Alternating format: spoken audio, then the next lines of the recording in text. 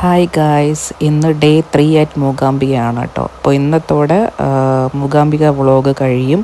ഇത് നമ്മൾ തിരിച്ച് വീട്ടിലേക്ക് പോകും കേട്ടോ. അപ്പോൾ 4 മണിക്ക് നട തുറക്കും. അപ്പോൾ ആ ഒരു ദർശനം കൂടി ഉണ്ട് കേട്ടോ. അപ്പോൾ മൊത്തം 3 നേരമായി, ഉച്ചയ്ക്കും പിന്നെ രാത്രി പിന്നെ പുലർച്ചെ. ഇന്നലെ രാത്രി ദർശനമൊക്കെ കഴിഞ്ഞ് തിരിച്ച് വന്നപ്പോഴത്തേക്ക് നല്ല ലേറ്റായി കേട്ടോ. പിന്നെ പിള്ളേർ ഉറങ്ങത്തില്ലായിരുന്നു. അങ്ങനെ പിന്നെ 1 മണി കഴിഞ്ഞു. അപ്പം പിന്നെ നമുക്ക് എന്തായാലും മോർണിംഗ് കൂടെ എണീക്കണമല്ലോ തൊഴാൻ വേണ്ടിയിട്ട്. അങ്ങനെ നമ്മൾ 5 മണിക്കാണ് കേട്ടോ എണീറ്റത്. എനിക്കാണെങ്കിൽ ഒട്ടും എണീക്കാൻ വയ്യായിരുന്നു. AC അടിച്ചിട്ടേ കോൾഡ് സ്റ്റാർട്ടായി. തുമ്മി ഒരു പരുവമായി. അപ്പം മോർണിംഗും എണീക്കാൻ വയ്യായിരുന്നു. പക്ഷേ 3 നേരം തൊഴാനാണല്ലോ വന്നത് നമ്മൾ ഇവിടെ അമ്മയെ കാണാൻ വേണ്ടിയിട്ട്. അപ്പോൾ പിന്നെ എണീറ്റ് കുളിച്ച് റെഡിയായി പോയി. ഞാനും ചേച്ചി മാത്രമേ ഉള്ളൂ, വേറെ ആരെയും വിളിക്കാൻ നിന്നില്ല. ഒട്ടും വയ്യായിരുന്നു. അപ്പം ഞാൻ ചേച്ചിയെടുത്ത് പറഞ്ഞു ക്യൂയിൽ നിൽക്കാൻ വയ്യ, സ്പെഷ്യൽ എൻട്രി 500 രൂപ കൊടുത്തിട്ട് നമുക്ക് പെട്ടെന്ന് കയറി തൊഴുതിട്ട് വരാമെന്ന്. പക്ഷേ രാവിലെ ആയതുകൊണ്ട് അധികം തിരക്കില്ലായിരുന്നു കേട്ടോ, ക്യൂ ഒട്ടും ഇല്ലായിരുന്നു. അങ്ങനെ പിന്നെ നമ്മൾ 100 രൂപയുടെ സ്പെഷ്യൽ എൻട്രിയാണ് എടുത്തത്. അങ്ങനെ കയറി തൊഴുതിട്ട് നമ്മൾ പെട്ടെന്ന് വന്നു കേട്ടോ. വന്നിട്ട് പിന്നെ നമ്മൾ മഹാലക്ഷ്മി റെസ്റ്റോറൻറ്റിൽ കയറിയിട്ട് എനിക്കൊരു കോഫിയും ചേച്ചിക്ക് ഒരു ചായയും കൂടെ പറഞ്ഞു കേട്ടോ. അതും കുടിച്ചിട്ട് നേരെ റൂമിലേക്ക് വന്ന്. പിള്ളേർ എണീറ്റിട്ടില്ലായിരുന്നു. പിള്ളേരെ കൊണ്ടുപോയില്ല കേട്ടോ. രാവിലെയൊക്കെ പിള്ളേർ എണീക്കത്തില്ല, ഉറങ്ങട്ടെ എന്ന് വിചാരിച്ചു. നമ്മൾ ദർശനം കഴിഞ്ഞ് വന്നപ്പോഴത്തേക്ക് പാർത്ഥി സ്റ്റിൽ ഉറക്കമായിരുന്നു. നിളക്കുട്ടി എണീറ്റ് കേട്ടോ. നിള 7 മണിയൊക്കെ ആകുമ്പോഴത്തേക്കും നേരത്തെ എണീക്കും. 8 മണിയൊക്കെ ആകുമ്പോഴാണ് ഇവിടെ റെസ്റ്റോറൻറ്റ് ഓപ്പൺ ആവണത്. അപ്പോൾ പിന്നെ നമ്മൾ ബ്രേക്ക്ഫാസ്റ്റ് കഴിക്കാൻ വേണ്ടി പോയി. ഞാൻ ഇന്ന് പൂരിയാണ് കേട്ടോ പറഞ്ഞത്. പിന്നെ പിള്ളേർക്ക് ദോശയൊക്കെയാണ്. പൂരി കൊള്ളാം, കുഴപ്പമില്ല, ടേസ്റ്റ് ഉണ്ടായിരുന്നു കേട്ടോ. പിന്നെ അത് കഴിഞ്ഞതിന് ശേഷം നമ്മൾ റൂമിൽ പോയിട്ട് കുറച്ച് നേരം കിടന്ന് ഉറങ്ങി. ഇന്ന് റിട്ടേൺ ആണല്ലോ. അപ്പോൾ നമ്മുടെ ട്രെയിന് 2:15 കേട്ടോ. അപ്പോൾ നല്ല ഉറക്ക ക്ഷീണമൊക്കെ ഉണ്ടായിരുന്നു. അങ്ങനെ നല്ലപോലെ ഉറങ്ങി. ബ്രേക്ക്ഫാസ്റ്റ് കഴിച്ച ഉടനെ തന്നെ പോയി കിടന്നുറങ്ങി കേട്ടോ. അത് കഴിഞ്ഞിട്ട് നമ്മൾ പെട്ടെന്നൊരു 12 ഒക്കെ ആയപ്പോഴത്തേക്ക് എല്ലാവരും റെഡിയൊക്കെ ആയിട്ട് താഴെ വന്ന് ഫുഡ് കഴിക്കണമല്ലോ. എന്തായാലും ട്രെയിനിലെ ഫുഡ് കൊള്ളത്തില്ല. അപ്പോൾ നമ്മൾ ഇവിടുന്ന് ലഞ്ച് കഴിച്ചിട്ട് പോകാമെന്ന് വെച്ചിരിക്കുകയായിരുന്നു. അങ്ങനെ നമ്മൾ മീൽസാണ് കേട്ടോ പറഞ്ഞത്. മീൽസ് ഒട്ടും കൊള്ളത്തില്ലായിരുന്നു, ഒരു ടേസ്റ്റും ഇല്ലായിരുന്നു. പായസം ഉണ്ടായിരുന്നു, അതാണെങ്കിൽ ഗോതമ്പ് പായസമാണ്, ഒട്ടും ടേസ്റ്റ് ഇല്ലായിരുന്നു. വേറെ ഓപ്ഷനൊന്നും ഇല്ലാത്തത് കൊണ്ട് അഡ്ജസ്റ്റ് ചെയ്ത് കഴിച്ചു. എന്തായാലും ട്രെയിനിൽ നിന്ന് മേടിക്കാൻ പറ്റത്തില്ല, അപ്പോൾ പിന്നെ വിശന്നിരിക്കാൻ പറ്റില്ലല്ലോ. അങ്ങനെ പിന്നെ ഫുള്ളും കഴിച്ചു. ഫുഡൊക്കെ കഴിച്ച് കഴിഞ്ഞപ്പോൾ 12:30 ആയി കേട്ടോ.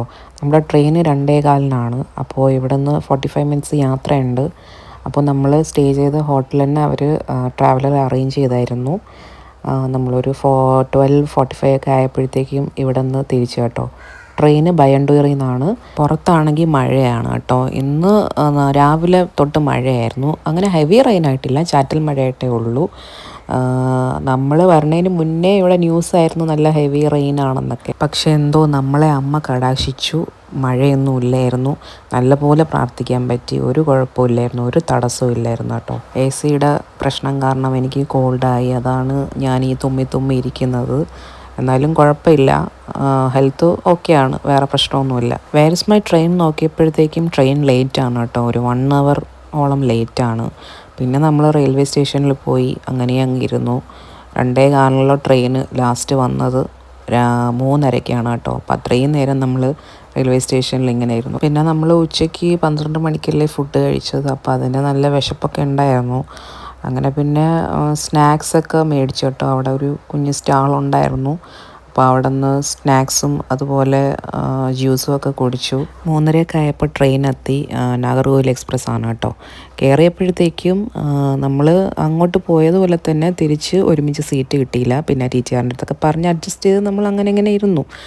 പിന്നെ ഒട്ടും വൃത്തിയില്ലായിരുന്നു കേട്ടോ. നമ്മൾ പിന്നെ അസിസ്റ്റൻസിന് നമ്പർ അവിടെ ഓൾറെഡി കൊടുത്തിട്ടുണ്ടായിരുന്നു. നമ്മൾ പിന്നെ വിളിച്ച് ഇങ്ങനെ കാര്യം പറഞ്ഞു, വൃത്തിയില്ല, ബെഡ്ഷീറ്റൊന്നും മാറ്റിയില്ല എന്ന്. അപ്പോൾ പിന്നെ പെട്ടെന്ന് ഒരാൾ വന്നിട്ട് നമ്മളടുത്ത് ചൂടായി, നിങ്ങൾ എന്തിന് കംപ്ലയിൻറ്റ് പറയുന്നത്, നമ്മൾ വന്ന് മാറ്റുമല്ലോ എന്നൊക്കെ പറഞ്ഞു. നമ്മൾ ശരിക്കും കംപ്ലയിൻ്റ് ആയിട്ട് റേസ് ചെയ്തതല്ല, നമ്മളിങ്ങനെ അസിസ്റ്റൻസ് റിക്വയർഡ് ആണെന്നും പറഞ്ഞിട്ടാണ് നമ്മൾ വിളിച്ചത്.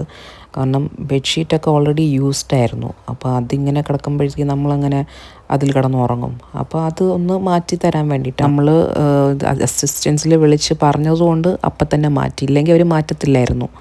ഒട്ടും വൃത്തിയില്ലായിരുന്നു. ഹെൽപ്പ് ലൈൻ അസിസ്റ്റൻസ് വിളിച്ച് ഇപ്പോൾ കാര്യം പറഞ്ഞതുകൊണ്ട് അവർ പെട്ടെന്ന് ഒന്ന് ക്ലിയർ ആക്കി കേട്ടോ. ബെഡ്ഷീറ്റൊക്കെ റീപ്ലേസ് ചെയ്ത് തന്നു. പിന്നെ കുറേ നേരം ഫോണൊക്കെ നോക്കിയിരുന്നു, യൂണോ ഗെയിം കളിച്ചു. പിന്നെ നമ്മൾ ഫുഡ് വന്നിട്ട് സ്വിഗ്ഗിയിൽ നിന്നാണ് കേട്ടോ ഓർഡർ ചെയ്തത്. മാംഗ്ലൂരാണ് ഡെസ്റ്റിനേഷൻ കൊടുത്തത്. ട്രെയിനിലെ ഫുഡ് കൊള്ളത്തില്ലല്ലോ, അതുകൊണ്ട് നമ്മൾ അൽഫാമും നാനും പരാട്ടയും പിന്നെ പാലക് ചിക്കൻ അതൊക്കെയാണ് നമ്മൾ ഓർഡർ ചെയ്തത് കേട്ടോ. ഫുഡൊക്കെ കഴിച്ച് കഴിഞ്ഞിട്ട് നമ്മൾ പിന്നെ ഉറങ്ങാനായിട്ട് തയ്യാറെടുക്കുകയാണ്. അപ്പോൾ ഒരു 10 മണിയൊക്കെ ആയ കേട്ടോ. പിന്നെ എല്ലാവരും കിടന്നുറങ്ങി. പിന്നെ മോർണിംഗ് ഒരു 6 ഒക്കെ ആയപ്പോഴത്തേക്ക് എണീറ്റ് കേട്ടോ. കാരണം നമ്മൾ ഓൾറെഡി എത്താറായി, ട്രിവാൻഡ്രം സെൻറ്ററിൽ എത്താറായി. കറക്റ്റ് 7 മണിക്ക് എത്തും എന്നാണ് കാണിച്ചത്. കറക്റ്റ് ടൈമായിരുന്നു ട്രെയിന്, അറൈവൽ ഓൺ ടൈം ആയിരുന്നു. അപ്പോൾ ട്രിവാൻഡ്രം എത്തിയപ്പോഴത്തേക്കും നല്ല മഴയായിരുന്നു, നമ്മുടെ കയ്യിൽ കുടയൊന്നും ഇല്ലായിരുന്നു. ഊബർ പിടിച്ചിട്ടാണ് കേട്ടോ പോകുന്നത്. ചേച്ചിയുടെ വീട്ടിലേക്കാണ് പോകുന്നത്. എൻ്റെ സ്കൂട്ടി അവിടെ ഇരിക്കുകയാണ്. അപ്പോൾ അതെടുത്തിട്ട് ഞാൻ നേരെ എൻ്റെ വീട്ടിലേക്ക് പോകും കേട്ടോ. നമ്മളൊരു 7:45 ആയപ്പോഴത്തേക്കും ചേച്ചിയുടെ വീട്ടിലെത്തിയായിരുന്നു. അവിടെ നിന്ന് ഞാൻ ചായയൊക്കെ കുടിച്ചിട്ട് അപ്പോഴത്തേക്കും മഴ തോർന്നായിരുന്നു. എന്നിട്ട് ഞാൻ നേരെ എൻ്റെ വീട്ടിലേക്ക് പോയി. അപ്പോൾ ഇതാണ് എൻ്റെ മൂകാംബിക വിശേഷം. എല്ലാം പെട്ടെന്നായിരുന്നു, ഒട്ടും പ്ലാൻഡ് അല്ലായിരുന്നു. അമ്മയെ കണ്ടു, തൊഴുതു, അങ്ങനെ നേരെ വീട്ടിലേക്ക് കേട്ടോ. അപ്പോൾ ഇങ്ങനത്തെ വീഡിയോസൊക്കെ കാണാൻ ഇഷ്ടമാണെങ്കിൽ please do like, share and subscribe. അടുത്തൊരു നല്ല വീഡിയോ ഇട്ട് കാണാം. ബൈ.